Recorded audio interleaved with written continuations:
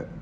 So this switch right here allows you to change the focal length. So you have to move that switch to rotate this.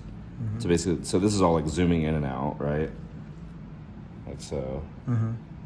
But if it's all the way over here, then, well, it's working now. But it was kind of locking up. Right, it was locked. So to unlock it, you just have to move that switch right there. Oh, okay. So now it'll let you take a picture. Excellent. Perfect. Okay, so we got that figured. We'll go back to auto mode. And then there it is, working, taking a picture. And then let's set up the trigger and the lighting and everything. Okay. Button, switch on the back of this to pull it out. But then just slide that in there. And then the power is right there, I think. Yep. That's the power button. Cool. And yeah. What needs to be done on there or anything? The camera. On here? Mm. So this is your A light. It's set up where you can have multiple off-camera flashes. So that's your A flash. Okay. This is the power 1/128. That's just kind of like the power that is bare minimum. That's kind of the power that I use all the time. You would really only go up, which you can like select it, and then there's a little knob here. Well, yeah, I think you can press that into. Yep. So you can press that, click in the knob, and then adjust the power. You never really need to go over 128 though. So Okay. Yeah. 1 that's full power from the flash. Yep. It's very rarely needed though. So I would keep it at 128. Yeah, I was watching one of the videos and they were saying that it's so powerful that. Yeah, you really don't need much more than that, especially for headshots. Okay. So that's set. I would just keep it at 128. Yep. And then it should, every time that you take a picture, it'll trigger the flash. Okay. To power on, where was it? Right here, I think. Yep, hold that down. Rotate that to unlock it. So you can also change the power of the flash directly on here. Or if these are connected. Should it sync? Yeah, so if I change this, it should, select it there. Yep, see how both of them are nice. changing. So we'll go back to 128. And it's pretty much 128 all the time. Yeah, I would just keep it there. Cool. Now, if we trigger, where is it? It's probably looking for something to focus on. Yep, there it is. Hey. That's working. Nice. Perfect. So, everything's working. Now I'll just screw this back in here in the mount right there. Screw And that the just top. basically is placing into it, right? Yeah. Okay. Yeah. And it doesn't like the flash, it doesn't really matter how far the flash is. I always just put it in to where I can get a grab on it. Yep. Screw that in pretty snug. Let's raise this up. Proper headshot height. Cool. Yeah. So that's, just get it wide. Yep. So now, probably not worth doing on this subject, but there you go. It's gonna look weird because, yep, perfect. So that's kind of what you're looking at as far as lighting goes. Now, here, if you want to stand up there, you can video. And what I'll probably do you think you'd be doing like self-timer a lot? 'Cause I wonder if you could just do. I mean, I plan on doing it, for other people. So Okay, yeah. I'll shoot it myself. But Yeah. I mean, I guess we could do So the self-timer. let's try it. So if we do this, do a 10-second or 2-second timer right there. Usually with Canon cameras, you can go back. Sometimes you can just tap it.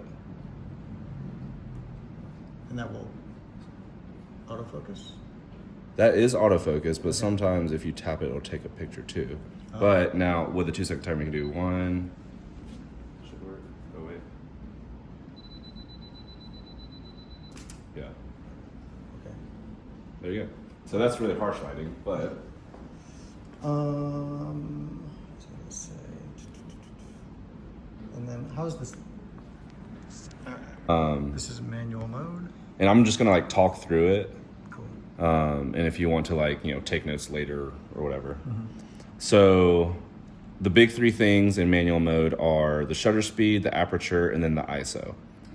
So we'll start with ISO. ISO is light sensitivity.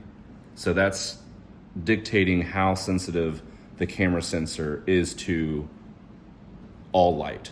Okay. So the lower the ISO, see how dark it got? Because we're in a dark situation, a low ISO is not gonna show us anything because we're turning the camera sensitivity to light all the way down. Okay. So if we turn this up, we start to see an image because the camera sensor is like, okay, I have to work harder to get to this light, to read this light. Now with ISO, the higher that number is, the more grain you're gonna see in the image, the more noise, the more color noise, the more light noise, which is bad. So you have to find a balance of like, okay, where is the lowest ISO that I can get while also having the light? Obviously we haven't messed with any of the other settings because those help a lot. But usually, I mean, with these cameras and like with editing and everything, you can kind of max out the ISO. I mean, you try to want to stay as low as possible. But usually like, 800 to 1600, that's an okay range to be in. Okay. We'll start at 800. So we're setting our ISO to 800, I think. All right, and then we go back. Okay, perfect. Okay. So ISO set at 800. Aperture is, it's lens, it's dictated by the lens. So this particular lens, the ISO only goes up to 4. So the aperture is the f? Yes, so your F number, also known as like f-stop, is your aperture. Okay. The aperture is, if you consider the camera like an eyeball, the pupil of an eyeball is the same as the aperture. So when the shutter opens, the aperture is telling it if it's going to open super wide or if it's going to open just a little bit.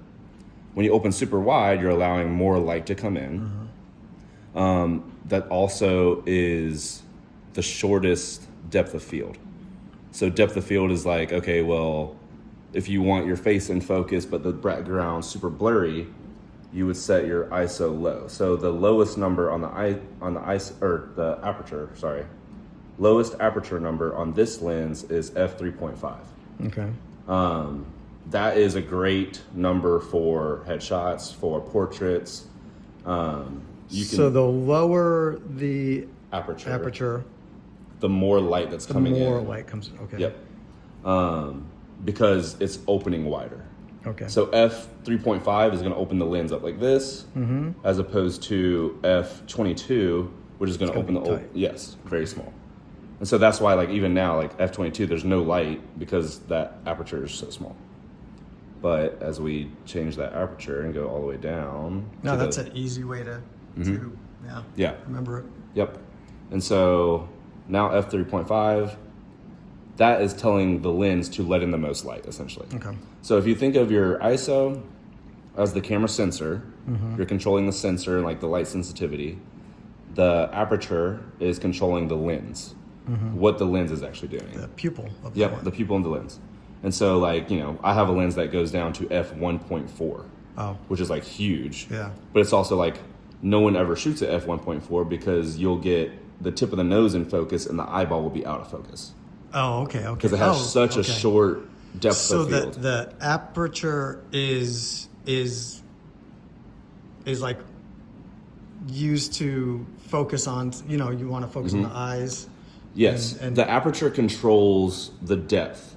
And so if we can, if you take someone, like if you did a profile, or let's just use this camera example. Pretend this camera is someone's face. So, this is the nose, this is the eye, this is the widest aperture, which would be like a 1.4, is only going to get this piece in focus. And then this will be blurry, this will be more blurry, like that back here will be even more blurry. Whereas an f2.8 or f3.5, which is this lens, it's going to capture all of this in focus. Yep. So if you consider like your focus range, kind of like a distance or a depth. The depth. Yep. The depth of field, like the bigger the number, the more focus you have. Okay. I think that makes sense, right? Yeah. Yeah. It does. I feel like it makes sense. And so that's your aperture. Obviously, this lens only goes to f3.5, which is perfect for portraits, and like you wouldn't have to worry about things not being in focus at f3.5. Yep. And so ISO 800, aperture f3.5. Now the shutter speed. So shutter speed is comparing like when you blink. So if we're comparing like back to the eyeball analogy, if your aperture is your ISO, or your aperture is the pupil that, you know, opens when it's dark and closes when it's bright outside, the shutter speed is how long you let light hit the sensor. Yep. And so you change shutter speed with this little control right here. So this rotates right around the shutter. Okay. And so right now we're 1/200 shutter speed, which is 1/200th of a second.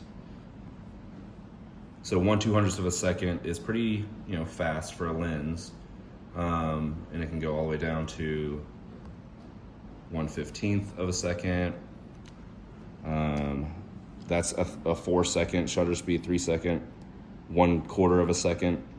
But 1/4 of a second, if I were to take a picture, it would be super blurry because the longer the shutter's open is capturing all the motion. Yep. Okay. You know what I mean? Yep. And so the art of photography and manual photography is finding a balance of all these three numbers to capture an adequate image. So usually the rule of thumb is whatever focal distance you're at on your lens. So right now, this lens is at 15 millimeters and it goes all the way up to 45 millimeters, right? So that's, you know, the zoom of the lens, but let's say we keep it at 15. The rule is that your shutter speed should be greater than that. So 1/20th would be like, you know, as long as it's, like say this was a 200 millimeter lens, I would have to have my shutter speed at least 1/200. Okay. And so since this is a 15 millimeter lens, I can drop it down to 1/15. I would probably never shoot that because that's just a super slow. So you want to try to like have your shutter speed as fast as possible while also getting the light. Okay. Right. And so let's say I needed to shoot at 1/60, which is pretty, that's good for headshots, for portraits. 1/200 is pretty good, 250. Let's say I had to shoot at that. Let's say I had to shoot at 1/200 shutter speed in order to make sure there's no motion blur, to make sure, you know, it's a proper shutter speed for portraits or whatever. F3.5 is the lowest aperture I can get on this lens. And then, so let's say I had to keep those things the same, right? Like I want to keep that the same. Then I would have to change the ISO to get that image, to get the light, to get the exposure that you need. But obviously you want to try not to shoot at 20,000 ISO. And so we can drop it down to there. And then if we take a picture, it'll just be like that. That's without the flash.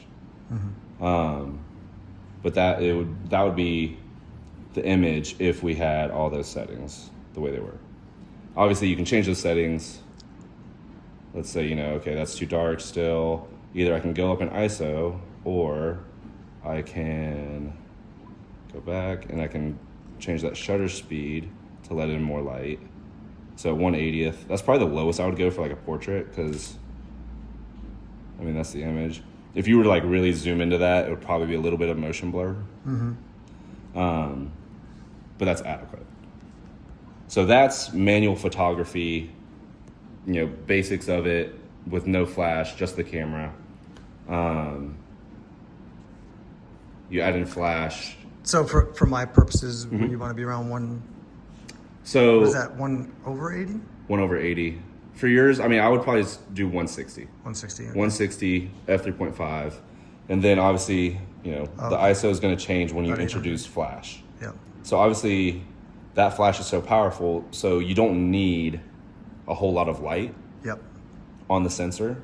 And so you can shoot at a lower ISO. You know, we'll keep it at 400 just to, because that'll be fine. So That's manual. Let me make sure this flash is working. Sorry. This is the flash mode selector right here, this button. And you can cycle through the different modes. There's TTL, manual, which is what I usually shoot on. Multi, which I never use. I don't think anybody ever uses it. I don't really know what it does. And those are the 3 main ones. And so I always keep it on manual, but why is it not? Flash was not firing, but this button right here on the side of this controls is the flash control. And so I literally just, it was here, the flash was off, so I guess that stops in manual mode on the camera. I think that stops it sending a signal to the flash. So as long as I turn that on, flash on, now in manual mode, it will send and fire the flash. Bingo. Yes, we figured it out. Sweet. So yeah. To access the card after you're done shooting, we'll turn the camera off. Down here is where the card and the battery are. SD card right here. Slide that out. And then this is what you'd put in there to connect to the computer.